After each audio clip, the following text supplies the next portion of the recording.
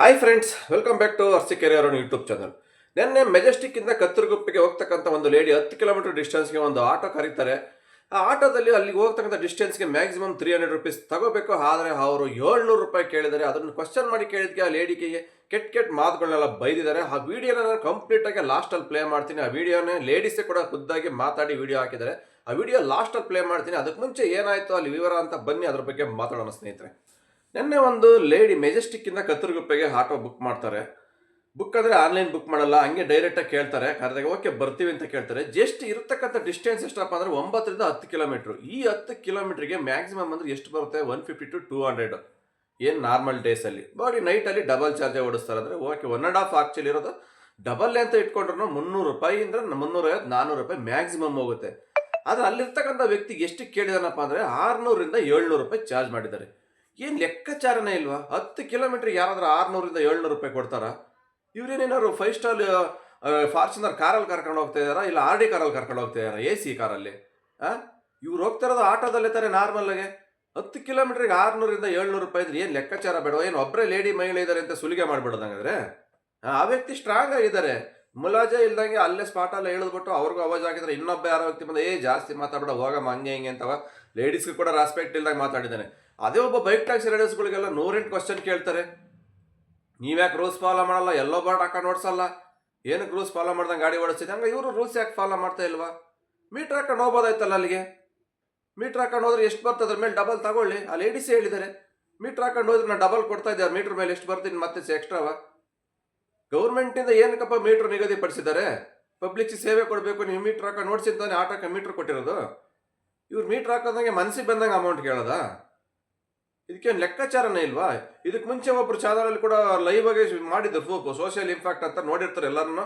ತುಂಬ ಅಂದ್ರೆ ತುಂಬ ವೈರಲ್ ಆಯ್ತು ಆ ವಿಡಿಯೋ. ಮೆಜೆಸ್ಟಿಕ್ಕಲ್ಲಿ ಪದ್ಮನಾಭ ಅಲ್ಲಿಂದ ಅಲ್ಲಿ ಇಲ್ಲಿ ಬಸವೇಶ್ವರ ನಗರ ಕೇಳ್ತಾರೆ. 4ರಿಂದ 5 ಕಿಲೋಮೀಟ್ರಿಗೆ ಎಷ್ಟು ಕೇಳ್ತಾ ಇದ್ರು? 300-400 ರೂಪಾಯಿ ಕೇಳ್ತಾ ಇದ್ರು 4ರಿಂದ 5 ಕಿಲೋಮೀಟ್ರಿಗೆ. ಆ ವಿಡಿಯೋ ಅಂತೂ ತುಂಬ ವೈರಲ್ ಆಯಿತು, ತುಂಬ ಗಲಾಟೆನೇ ಆಯ್ತು ಅದು. ಮತ್ತೆ ಇವತ್ತು ಈ ಲೇಡಿಗೆ ಇಷ್ಟೊಂದು ಅಮೌಂಟ್ ಕೇಳಿದ್ದಾರೆ. ಇರ್ತಕ್ಕಂಥ ಡಿಸ್ಟೆನ್ಸ್ 9ರಿಂದ 10 ಕಿಲೋಮೀಟ್ರಿಗೆ 600ರಿಂದ 700 ರೂಪಾಯಿ ಇದ್ರೆ ಎಲ್ಲಿಗೆ ಹೋಗ್ಬೇಕು ಸಂಪಾದನೆ ಮಾಡೋಕ್ಕೆ? ದಿನಕ್ಕೆ 2 ಬಾಡಿಗೆ ಹೊಡ್ಕೊಂಡ್ರೆ ಸಾಕಲ್ವಾ? 2ರಿಂದ 3 ಬಾಡಿಗೆ ಹೊಡ್ಕೊಂಡ್ರೆ 2000 ರೂಪಾಯಿ ಆಗೋಯ್ತಲ್ವಾ? 20 ಕಿಲೋಮೀಟ್ರಿಗೆ 50 ರೂಪಾಯಿ CNG ಹೋಗಲ್ಲ. ಈ ಥರ ಮಾಡ್ತಾರೆ. ಇದೆಲ್ಲ ಮಾಡೋದನ್ನೆಲ್ಲ ಕೇಳಿಬಿಟ್ರೆ, ವಿಡಿಯೋ ಮಾಡಿ ತೋರಿಸ್ಬಿಟ್ರೆ ಜನಕ್ಕೆ, ಇವ್ರಿಗೆ ಕೆಲವೊಂದಿಷ್ಟು ಜನ, ನಾನು ಎಲ್ಲರೂ ಅಂತ ಯಾವತ್ತೂ ಹೇಳಿಲ್ಲ, ಕೆಲವೊಂದಿಷ್ಟು ಜನ ಆಟೋ ಡ್ರೈವರ್ಗಳು ಈ ಥರ ಮಾಡೋದು. ಇನ್ನು ಕೆಲವರು ಆನ್ಲೈನಲ್ಲಿ ಎಷ್ಟು ಬರ್ತಾರೆ ಬಾಡಿಗೆ, ಯಾರು ಬಾಡಿಗೆನೇ ಕೇಳಲ್ಲ, ಹೋಗೋರನ್ನ ಕರೆಯೋದೇ ಇಲ್ಲ. ಅದು 50 ರೂಪಾಯಿ ಬರಲಿ, 100 ರೂಪಾಯಿ ಬರಲಿ, 500 ರೂಪಾಯಿ ಬರಲಿ, ಯಾವುದೇ ಬರಲಿ, ಕಸ್ಟಮರ್ಗಳಿಗೆ ನಿರಾಳವಾಗಿ ಸರ್ವಿಸ್ ಕೊಡ್ತಾನೆ ಇರ್ತಾರೆ ಅವರು. ಕೆಲವೊಂದಿಷ್ಟು ಜನ ತುಂಬ ದೇವರಂತ ಆಟೋದವರು ಇದ್ದಾರೆ, ದೇವರಂತ ಮನುಷ್ಯರುಗಳು. ಅವ್ರು ನೀವು ಇವತ್ತವರೆಗೂ ನಾವಾಯ್ತು, ನಮ್ಮ ಕೆಲಸ ಆಯಿತು, ಬೇರೆ ತಂಟೆ ನಮಗೆ ಯಾಕೆ ಅಂತ ಅಂದ್ಕೊಂಡು ಸೈಲೆಂಟಾಗಿ ಕೆಲಸ ಮಾಡ್ಕೊಂಡಿದ್ದಾರೆ. ಯಾರೋ ಒಂದಿಷ್ಟು ಜನ ಈ ಥರ ಮಾಡ್ತಾರಲ್ವಾ, ಕೆಲವೊಂದಿಷ್ಟು ಜನ ಅಲ್ಲಿ ಇಲ್ಲಿಗೆ ರೈಲ್ವೆ ಸ್ಟೇಷನ್ಗಳಲ್ಲಿ, ಮೆಜೆಸ್ಟಿಕ್ಕಲ್ಲಿ ಇಂಥರಿಂದವ ಇವತ್ತು ಒಳ್ಳೆ ಆಟೋ ಡ್ರೈವರ್ಗಳನ್ನು ಬೆಲೆ ಇಲ್ಲ ಬೆಂಗಳೂರಲ್ಲಿ. ಎಷ್ಟೋ ಜನ ಇದರಿಂದನೇ ಆಟೋ ಸವಾಸನೆ ಬೇಡ ಅಂತ ಬೈತಾ ಇರ್ತಾರೆ. ನಾವು ತುಂಬ ವಿಡಿಯೋ ಮಾಡ್ತಾನೆ ಇರ್ತೀವಿ.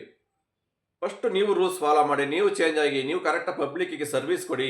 ಅವಾಗ ನಿಮಗೂ ಕೂಡ ಬಾಡಿಗೆ ಬರುತ್ತೆ, ಜನ ನಿಮ್ಮನ್ನು ಹುಡುಕೊಂಡು ಬರ್ತಾರೆ. ನೀವು ಈ ಥರ ಕಸ್ಟಮರ್ಗಳ ಹತ್ರ ಮಿಸ್ಬಿಹೇವ್ ಮಾಡಿದರೆ ಯಾರು ಬರ್ತಾರೆ? ಯಾಕಂದ್ರೆ ಇವತ್ತು ಕಸ್ಟಮರೇ ದೇವರು ಅಂತ ನಂಬಿ ಕೆಲಸ ಮಾಡ್ತಾರೆ. ಈಗ ಅವ್ರು ಬುಕ್ ಮಾಡಿದ್ರೆ ಅವ್ರು ಬಂದ್ರೇ ನಮಗೆ ಸಂಪಾದನೆ ಆಗೋದು, ನಿಮಗೆ ಸಂಪಾದನೆ ಆಗೋದು. ಆಯ್ತಾ? ಕಸ್ಟಮರೇ ಇಲ್ಲಾಂದ್ರೆ ನೀವು ಆಟೋ ಬಂಡವಾಳ ಹಾಕೊಂಡು ಏನು ಮಾಡ್ತೀರಾ? ಕುತ್ಕೊಂಡು ಬೆಳಗಿನ ಸಾಯಂಕಾಲ ತನಕ ಪೂಜೆ ಮಾಡಬೇಕಾಗತ್ತೆ ಅಲ್ವಾ?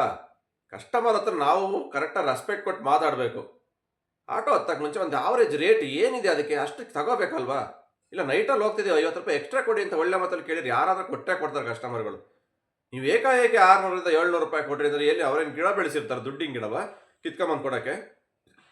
ಲೆಕ್ಕಾಚಾರ ಬೇಕ್ರಿ ಅದಕ್ಕೂ ಅಮೌಂಟ್ ಕೇಳೋಕ್ಕೆ.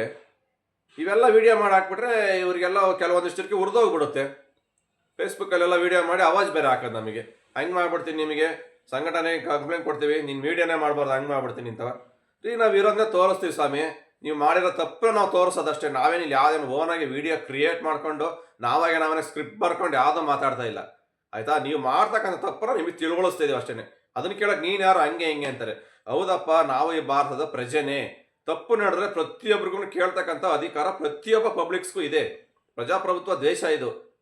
ನೀವೇ ಮಾಡ್ಬೋದು, ನಾವೇ ಮಾಡ್ಬೋದು, ಮತ್ತೊಬ್ರಿಗೆ ಯಾರೇ ಮಾಡಲಿ ಕೇಳ್ತಕ್ಕಂಥ ಹಕ್ಕು ಪ್ರತಿಯೊಬ್ಬರಿಗೂ ಇದೆ. ನೀವೆಷ್ಟು ಬೈಕ್ ಟ್ಯಾಕ್ಸಿ ಅವ್ರನ್ನ ಹೆಂಗೆ ಕ್ವಶನ್ ಮಾಡಿ ಕೇಳ್ತೀರಾ, ಅದೇ ಥರ ನಿಮ್ಮಲ್ಲಿ ತಪ್ಪಾದ್ರೆ ನಾವು ಕೂಡ ಕೇಳ್ತೀವಿ. ಒಳ್ಳೆ ಮರ್ಯಾದೆ ಕೊಟ್ಟು ಮಾತಾಡಿದ್ರೆ ಪಬ್ಲಿಕ್ನೇ ಆಗ್ಬೋದು, ಬೈಕ್ ಟ್ಯಾಕ್ಸಿ ರೈಡರ್ಸ್ಗೆ ಆಗ್ಬೋದು, ಯಾರಪ್ಪ ನಿಮ್ಮನ್ನು ಬೈತಾರೆ, ಯಾರು ಕ್ವಶನ್ ಮಾಡ್ತಾರೆ? ನಾನು ವೀಡಿಯೋಗಳನ್ನ ಯಾರು ಮಾಡಾಕ್ತಾರೆ ಹೇಳಿ? ಒಳ್ಳೆ ವಿಡಿಯೋಗಳು ಮಾಡ್ಬೇಕಂದ್ರೆ ನೀವು ಒಳ್ಳೆ ಥರ ಸಹಕರಿಸಿ ಜನಗಳಿಗೆ, ಒಳ್ಳೆ ಕೆಲಸ ಮಾಡಿ, ಆಯ್ತಾ? ರೆಸ್ಪೆಕ್ಟ್ ಕೊಡಿ. ಫಸ್ಟ್ ನೀವು ರೆಸ್ಪೆಕ್ಟ್ ಕೊಡೋದು ಕಲ್ತ್ಕೊಳ್ಳಿ. ಒಳ್ಳೆ ಮಾತಾಡಿ ಬಾಯಿಂದನ. ನಿಮಗೂ ಅಕ್ಕ ತಂಗಿ ಇರ್ತಾರೆ, ನೀವು ಒಂದು ತಾಯಿ ಹೊಟ್ಟೆಲೆ ಹುಟ್ಟಿರ್ತೀರ. ಬಾಯಿ ಬಿಟ್ಟರೆ ಬರೀ ಆ ತಾಯಿ ಬಗ್ಗೆ, ಅವ್ರ ಬಗ್ಗೆ, ಅಮ್ಮ ಅಕ್ಕ ಈ ಥರ ಕೆಟ್ಟ ಕೆಟ್ಟ ಪದಗಳು ಯೂಸ್ ಮಾಡ್ತೀರಾ.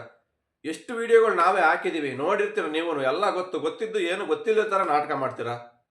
ಯಾರೋ ಒಬ್ರು ಫೇಸ್ಬುಕ್ಕಲ್ಲಿ ನೆನ್ನೆ ಮನೆ ಎಲ್ಲ ವಿಡಿಯೋಗಳು ನನ್ನ ಬಗ್ಗೆನೂ ಮಾಡಾಕ್ತಿದ್ದಾರೆ. ಹಂಗೆ ಮಾಡ್ತೀನಿ ಇವನು, ಯಾವಾಗ ಆಟೋ ಬಗ್ಗೆ ವಿಡಿಯೋ ಮಾಡಾಕ್ತಾನೆ ಕೆಟ್ಟದಾಗೆ. ಏನು ಕಂಡಾನೆ, ಏನು ನೋಡಿದಾನೆ ಇವನು ಆಟೋದವ್ರು ಬೈಕ್ ಟ್ಯಾಕ್ಸಿಯಲ್ಲಿ ಬೈದಿರೋದು ಹೊಡೆದಿರೋದು ಅಂತ. ಎಷ್ಟು ನಡೆದಿದ್ದಾವೆ ಸ್ವಾಮಿ ಬೈಕ್ ಟ್ಯಾಕ್ಸಿಯವ್ರಿಗೆ ನೀವು ಬೈಯ ಮಾತುಗಳು. ಅಡಿಗೆ ಕೆಲವು ಕಡೆ ಅಲ್ಲೇ ಆಗಿದೆ, ಮೈಸೂರಲ್ಲೆಲ್ಲವ. ಅದು ವಿಡಿಯೋ ಸಮೇತ ಪ್ರೂಫ್ ಸಮೇತ ಎಲ್ಲ ಹಾಕಿದ್ದೀವಿ, ನೋಡಿದ್ದಾರೆ. ಗೊತ್ತಿದ್ದು ಇವಾಗ ಯಾರೋ ಹೊಸ ಹಬ್ಬ ಉಟ್ಕೊಂಡ್ಬಿಟ್ಟಿದ್ದಾರೆ ಫೇಸ್ಬುಕ್ಕಲ್ಲಿ. ಗುರು ಒಂದು ಮಾತು ಹೇಳೋಕೆ ಇಷ್ಟಪಡ್ತೀನಿ ನೋಡಿ ಗುರು, ನಾವಿಲ್ಲಿ ಯಾರ ಪರನಲ್ಲ, ಯಾರ ವಿರೋಧನೂ ಅಲ್ಲ. ತಪ್ಪು ನಡೆದಿದ್ದ ಕಡೆ ಅಷ್ಟೇ ಮಾತಾಡಿದೀವಿ, ಅಷ್ಟು ಬಿಟ್ಟರೆ ಇಲ್ಲಿ ನೀವು ಸರಿ ಇಲ್ಲ, ನೀವೆಲ್ಲರೂ ಸರಿ ಇಲ್ಲ ಆಟೋದವರು, ನೀವೆಲ್ಲ ಹಂಗೆ ಅಂತ ನಾನು ಯಾವ ವಿಡಿಯೋದಲ್ಲಿ ಹೇಳಿಲ್ಲ. ಯಾವ್ದಾದ್ರು ಒಂದು ವಿಡಿಯೋದಲ್ಲಿ ನಾನು ಆ ಥರ ಹೇಳ್ಬಿಟ್ಟಿದ್ರೆ ತಗೊಂಬಂದು ತೋರಿಸ್ಬಿಟ್ಟು ನನಗೆ, ಆಯಿತಾ? ಇರೋದು ರಿಯಲ್ ಫ್ಯಾಕ್ಟ್ ಏನು ಅದನ್ನು ಮಾತ್ರ ಮಾತಾಡ್ತೀವಿ ಅಷ್ಟೇ. ನಿಮ್ಮಲ್ಲಿ ತಪ್ಪಾಗ್ತಿದೆ, ತಪ್ಪು ಇದು ಸರಿ ಮಾಡ್ಕೊಳ್ಳಿ ಅಷ್ಟೇ. ನಾವು ಮಾತಾಡಿಲ್ಲ, ಅನ್ಸ್ಬಿಟ್ರೆ ಯಾರಿಗೂ ಏನು ಮಾತಾಡಿಲ್ಲ. ಅದು ನೀವು ರಾಂಗ್ ತಿಳ್ಕೊಂಡು ಮಾತಾಡಿದ್ರೆ ನಾವೇನು ಮಾಡೋಕ್ಕಾಗಲ್ಲ, ಆಯಿತಾ? ತಪ್ಪು ನಿಮ್ಮಲ್ಲಿ ಬೇಜಾನಾಗಿ ಪ್ರತಿನಿತ್ಯ ಇವತ್ತು ನೋಡ್ತಾ ಇದ್ದೀವಿ.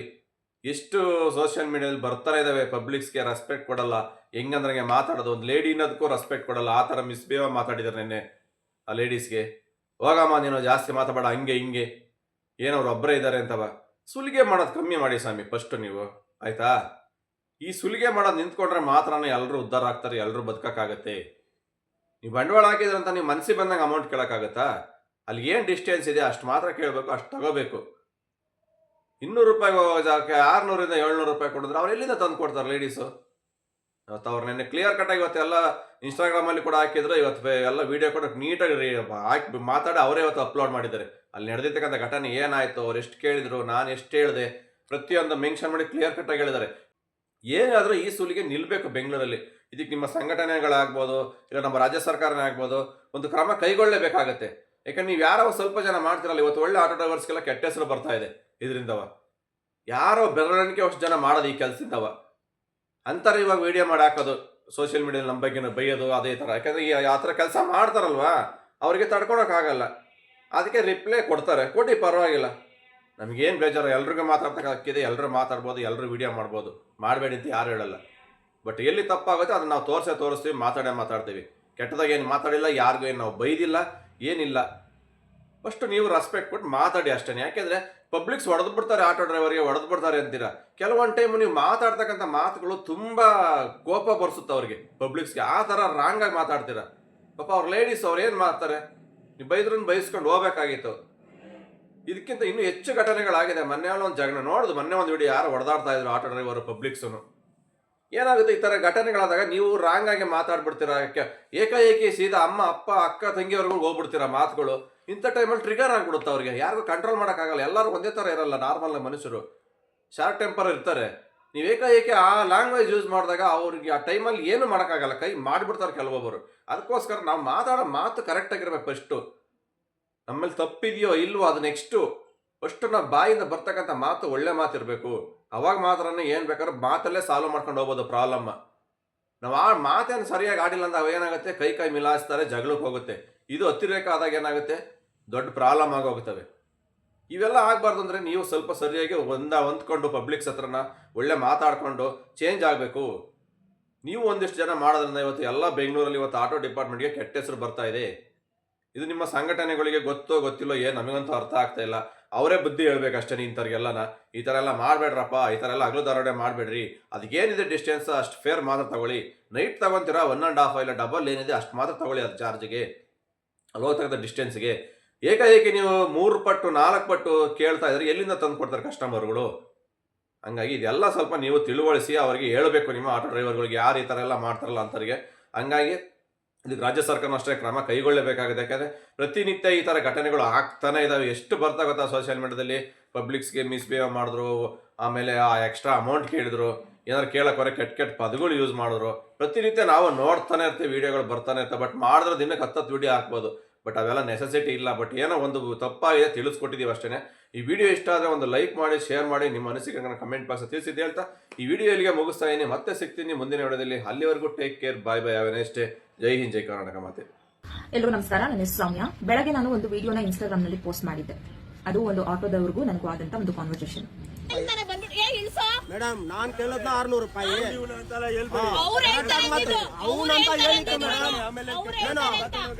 ಹೋಗಲೇ ಅಂತಿದ್ದೀರಾ ಬೆಳಗ್ಗೆ ಹೋಗೋ ಜಾಸ್ತಿ ಮಾತಾಡ್ಬೇಡಿ. ಒಂದಷ್ಟು ಜನ ಆ ವಿಡಿಯೋ ನೋಡಿದ್ಮೇಲೆ ಕ್ಯಾಪ್ಷನ್ ಏನ್ ಕೊಟ್ಟಿದೀವಿ ಓದಲ್ಲ, ಏನು ಇಲ್ಲ, ಎಲ್ಲ ಹೆಣ್ಮಕ್ಳದೇ ತಪ್ಪು, ಹೆಣ್ಮಕ್ಳೇ ಕಿರ್ಚೋದು, ಹೆಣ್ಮಕ್ಳದೇ ತಪ್ಪು. ಒಂದಷ್ಟು ಜನ ಕ್ಯಾಲ್ಕುಲೇಷನ್ ಮಾಡಿ ಅವರೇ ಎಲ್ಲ ಗೊತ್ತು, ಅವರೇ ಬಂದು ಬೆಳಗ್ಗೆ ನೋಡ್ಬಿಟ್ಟಿದ್ದಾರೆ ಅಲ್ಲಿ ಏನಾಯ್ತು ಅನ್ನೋ ತರ ಕಮೆಂಟ್ಸ್ ಮಾಡ್ತೀರಾ. ಫಸ್ಟ್ ಆಫ್ ಆಲ್ ಅಲ್ಲಿ ಏನ್ ನಡೀತು, ಅವ್ರೇನ್ ಮಾತಾಡಿದ್ರು, ನಾನೇನ್ ಮಾತಾಡಿದೆ, ಏನ್ ಸಿಚುವೇಶನ್ ಆಯ್ತು ಅಂತ ತಿಳ್ಕೊಳ್ಳುವಂತ ಒಂದು ಮನಸ್ಥಿತಿ ಅಂತ ಅವ್ರು ಇಲ್ವೇ ಇಲ್ಲ. ಇನ್ಸ್ಟಾಗ್ರಾಮ್ ಅಲ್ಲಿ ಏನ್ ನೋಡ್ತೀರಾ ಅದೇ ನಿಜ ಆಗಿರಲ್ಲ. ಎರಡೂ ಕಡೆ ತಿಳ್ಕೊಬೇಕು. ನಾನ್ ತಪ್ಪು ಮಾಡಿದ್ದೀನಿ, ಅವ್ರು ತಪ್ಪು ಮಾಡಿದಾರ, ನಾನು ಏನ್ ಕಿರಿಸ್ತಾ ಇದ್ದೀನಿ, ಒಬ್ಳು ಹೆಣ್ಮಕ್ಳಾಗಿ ನಾನು ಅಷ್ಟು ಮಾತಾಡ್ತಾ ಇದ್ದೀನಿ, ಏನ್ ಪ್ರಾಬ್ಲಮ್ ಆಯ್ತು. ತುಂಬಾ ಜನ ಪಾಸಿಟಿವ್ ಆಗಿ ಕನ್ಸರ್ನ್ ತೋರಿಸಿದ್ದೀರಾ, ಅವೆಲ್ಲರಿಗೂ ಕೂಡ ಥ್ಯಾಂಕ್ ಯು ಸೋ ಮಚ್. ಯಾರೆಲ್ಲ ನಿಂದೆ ತಪ್ಪು, ನೀನೇ ದುರಂಕಾರಿ, ನೀನೇ ಕಿರ್ಚಾಡ್ತಾ ಇದೆಯಾ, ಅರ್ಚಾಡ್ತಾ ಇದೆಯಾ, ಎಲ್ಲ ಆಟೋದವರು ಆ ತರ ಇರಲ್ಲ. ನಾನು ಎಲ್ಲ ಆಟೋದವ್ರಿಗೆ ಅಂತ ಹೇಳೇ ಇಲ್ಲ. ಮೆನ್ಷನ್ ಮಾಡಿದೀನಿ, ಕೆಲವು ಆಟೋ ಡ್ರೈವರ್ಸ್ಗಳು ದರೋಡೆ ಮಾಡಕ್ಕೆ ನಿಂತು ಬಿಟ್ಟಿದ್ದಾರೆ ಮೆಜೆಸ್ಟಿಕ್ ಅಲ್ಲಿ ಅಂತ. ಫಸ್ಟ್ ಆಫ್ ಆಲ್ ಏನ್ ನಡೀತು ಏನು ಅನ್ನೋದನ್ನ ನಾನು ವಿವರವಾಗಿ ಹೇಳೋದಕ್ಕೆ ಅಂತಾನೆ ವಿಡಿಯೋ ಮಾಡ್ತಾ ಇದ್ದೀನಿ. ಏನಿಲ್ಲ, ಜಸ್ಟ್ ನೆನ್ನೆ ನಾನು ಶಿವಮೊಗ್ಗದಿಂದ ಬೆಂಗಳೂರಿಗೆ ಬಂದಿರ್ತೀನಿ. ಸಾರಿ, ನೆನ್ನೆ ಅಲ್ಲ, ಇವತ್ತು ಬೆಳಗಿನ ಜಾವ 5 ಗಂಟೆಗೆ ನಾನು ಮೆಜೆಸ್ಟಿಕ್ ಬಸ್ ಸ್ಟಾಪ್ ಅಲ್ಲಿ ಇಳಿದಿದ್ದೀನಿ. ಇಳಿದ ತಕ್ಷಣ ನನಗೂ ಸಿಕ್ಕಾಪಟ್ಟೆ ಟೈರ್ಡ್ ಆಗಿದ್ರಿಂದ ನಾನು ಅನ್ಕೊಂಡೆ ಆಟೋದಲ್ಲಿ ಹೋಗ್ಬಿಡೋಣ. BMTC ಬಸ್ ಎಲ್ಲ ಒಂದು 6 ಗಂಟೆ ಮೇಲೆ ಸ್ಟಾರ್ಟ್ ಆಗುತ್ತೆ ಅನ್ಸುತ್ತೆ, ಆಟೋದಲ್ಲೇ ಹೋಗೋಣ ಅಂತ ಅನ್ಕೊಂಡೆ. ನನಗೂ ಸ್ವಲ್ಪ ಬುದ್ಧಿ ಇಲ್ಲದೆ ಯಾರು ವಿಡಿಯೋಗಳನ್ನ ಅಪ್ಲೋಡ್ ಮಾಡ್ಬಿಡಲ್ಲ. ನನಗೆ ಗೊತ್ತು ಡಬಲ್ ಚಾರ್ಜಸ್ ಇರುತ್ತೆ, 6 ಗಂಟೆ ಒಳಗಡೆ ಹೋದ್ರೆ ಯಾವುದೇ ಆಟೋದರಾದ್ರೂ ಡಬಲ್ ಚಾರ್ಜ್ ಕೇಳ್ತಾರೆ ಅಂತ ಹೇಳಿ. ನಮ್ಮ ಮನೆಗೆ ಮೆಜೆಸ್ಟಿಕ್ ಇಂದ 150 ರೂಪೀಸ್ ಆಗುತ್ತೆ ನಾರ್ಮಲ್ ಆಗಿ.